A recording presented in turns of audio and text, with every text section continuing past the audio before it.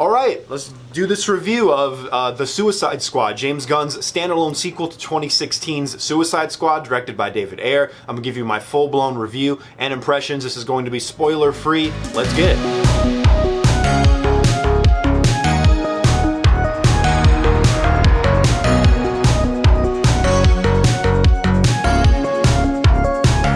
Before we get into this review, I want to give my overall impression of 2016's Suicide Squad. When I first saw 2016 Suicide Squad, I actually kind of liked it. I did not understand the criticism that it was getting at the time. People were really trashing it. I watched it and I was like, this film is not that bad. I don't understand what people are saying. But on repeat viewings of that film, I've come to realize the duct tape that was holding that film together. And I came to really not like the first Suicide Squad film. Yeah, it's just really kind of a jumbled mess, and I understand that David Ayer, he's been very outspoken that was not his original vision, and I understand that, so I'm not blaming him by any means. I'm not even blaming the studio. These things happen sometimes. That's my overall impression of the first Suicide Squad. And I bring this up because I feel like the exact opposite happened with The Suicide Squad, where I actually liked it more on repeat viewings. Little sidebar here. My experience watching this film was miserable. I got a huge stomachache about halfway through the film, and I spent about 70% of the second half in the bathroom. So that was kind of tainting my experience of the film. Then I went to a friend's house and watched the second half again on HBO Max, and I rewatched it a couple more times since then. So I have a good, full understanding about this movie and how I feel about it. And overall, I actually really like this movie. I think this movie is actually pretty great. The film is a vast improvement upon what the Suicide Squad from the comics should be, which is a bunch of C-tier DC villains being picked off one by one. This movie is clearly inspired by John Ostrander's comic book, which, as a matter of fact, give me a second here. I actually have the first issue of Suicide Squad, the reboot of Suicide Squad by John Ostrander, and I just got this baby graded. Just got it back, and it's a 7. Not the best grade, but hey, I'll take what I can get. And yeah, so I actually have that, so that's pretty cool. Anyway, this film stays true to what the Suicide Squad should be, which is a bunch of lower tier DC villains being picked off one by one. I know I already said that, but James Gunn brings his signature gore, his darkly comedic laughs, and some heart to this film.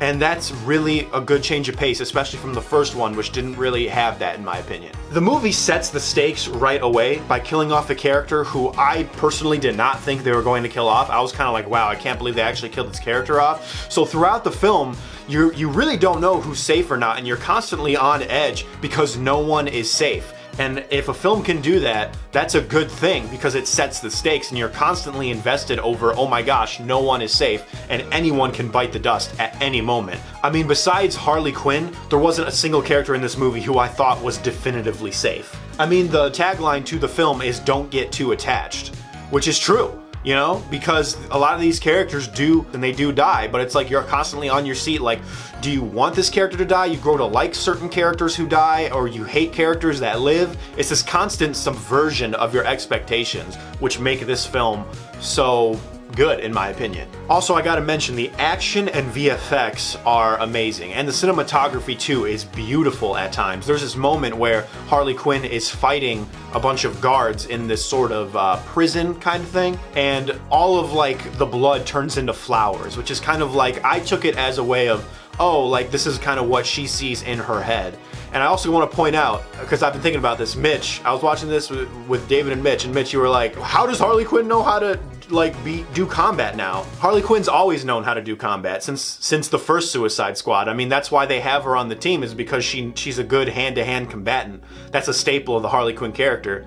I don't know, I just thought that was funny. So that scene was really cool to see her kind of kick ass, and like this like kind of like all the blood turns into flowers and all that. Really cool touch there. And there's like moments like that throughout the film, like that are just strangely beautiful, and that is really helped by the amazing cinematography of this film. Returning characters like Harley Quinn and Rick Flag are more rounded this time around. They get much more personality and they have a lot more heart to them, to where I actually liked Rick Flag a lot in this film, because in the first film he was just sort of there. I didn't really think that much much about him, but I actually really liked him in this film. And it's cool to see Harley Quinn being more comic accurate, especially with the red and black suit. James Gunn is a huge comic book fan, and you can definitely tell because even he was hungry. You can tell that he was hungry to see some of these comic accurate aspects of these characters in this film, to the point where this is how you know that James Gunn is a huge comic book fan. Back in like the 60s and 70s, and it's kind of died out now, but back in the day, when a character would take up the mantra of a different character, they used to put like 2 by their name. So it would be like, I don't know, like Fireman 2, you know, because the original Fireman died and he took up the mantle, something like that. That's a very old comic-ism from back in the day. They don't really do that anymore, but James Gunn actually brought that in with Ratcatcher 2. You know, that's how you know he's a huge comic book fan, because they used to do that in comic books. You know, not all the time, but a lot of the time they used to do that.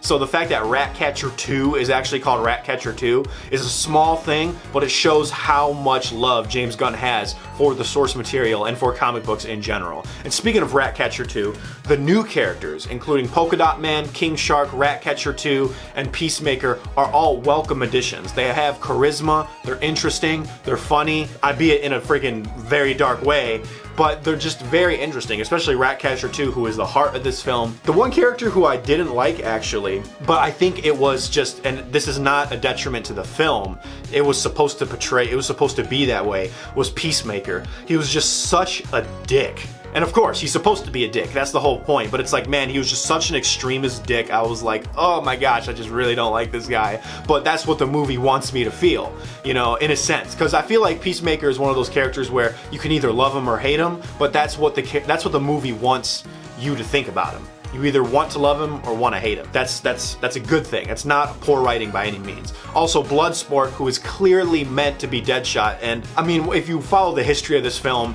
Idris Elba was supposed to replace Will Smith as Deadshot, but then they changed it to be Bloodsport so that Will Smith has room to return as Deadshot in the future.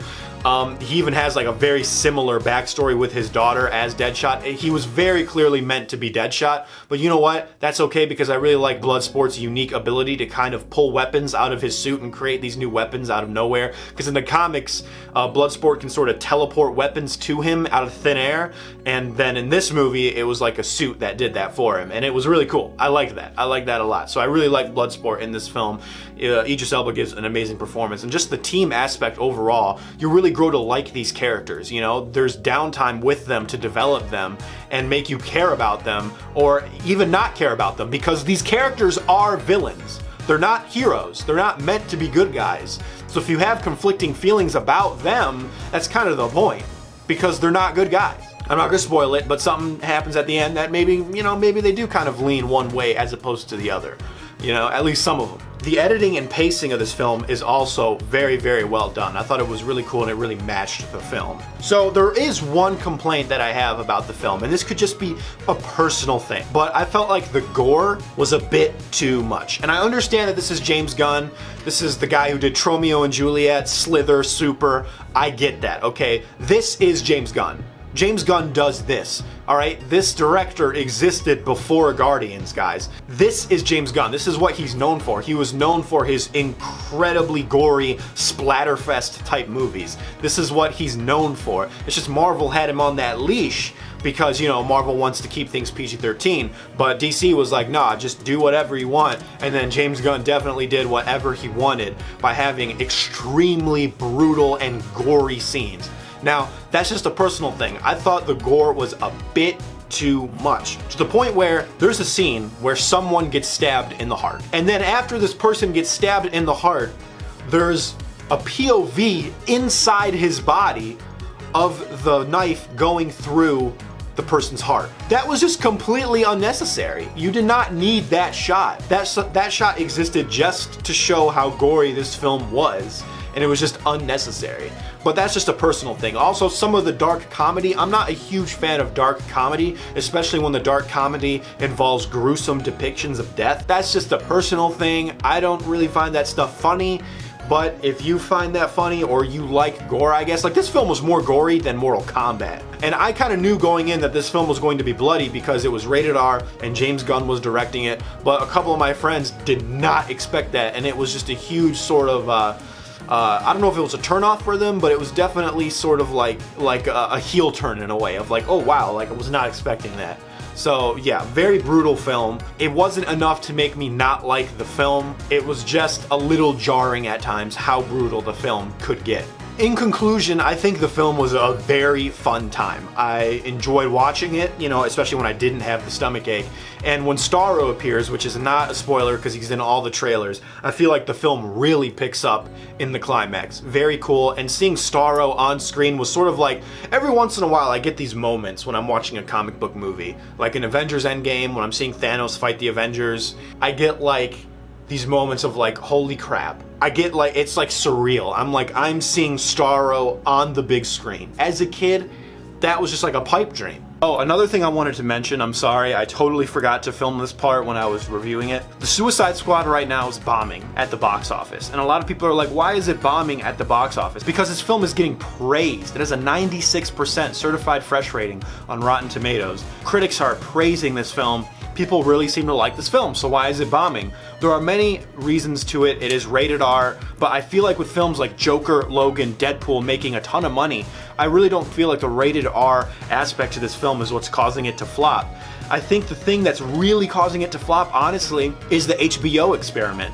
Releasing it the same day on HBO. And a lot of people are like, oh yeah, but Jungle Cruise made a lot of money. Yeah, but Jungle Cruise and Black Widow made a lot of money, as opposed to Suicide Squad, but the difference was Jungle Cruise and Black Widow has that Premier Access tie-in, meaning that you have to pay $30 through the streaming service to watch the film. Whereas with HBO Max, if you just have it, you can get a 30-day free trial, then you can watch the Suicide Squad, and then you can cancel your trial. Basically, that's what a lot of people are doing, or they're just watching it, they're keeping the subscription, but they're watching it for free at their house. That's why this film, I believe, is flopping. And you could say, oh, but yeah, but look at Godzilla vs. Kong.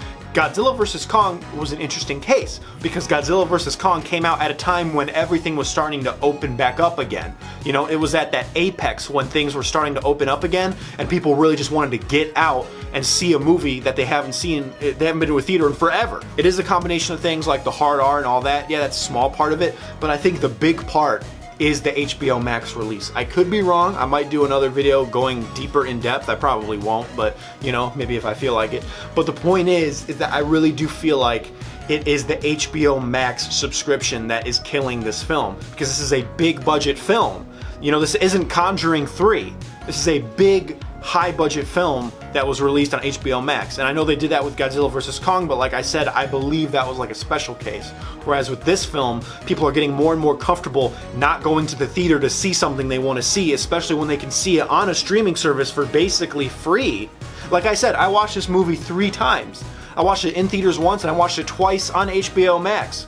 So the Suicide Squad lost $20 from me. Yeah, I gave them $10, but then they lost $20 because I saw the movie twice more. If you get a group of people together, like let's say I get a group of friends to get together and watch the Suicide Squad, I get a group of 5 friends, that's $50 lost to the box office, to the Suicide Squad movie. So I truly do feel like that's the reason this film is flopping hard, at least right now, is because of the subscription model of, you know, HBO Max releasing things on the same day. I kind of saw this coming, but I didn't really know the outcome, and I feel like we know now the outcome of releasing things on the same day is that these films are not going to make their money back. I said that in my old video.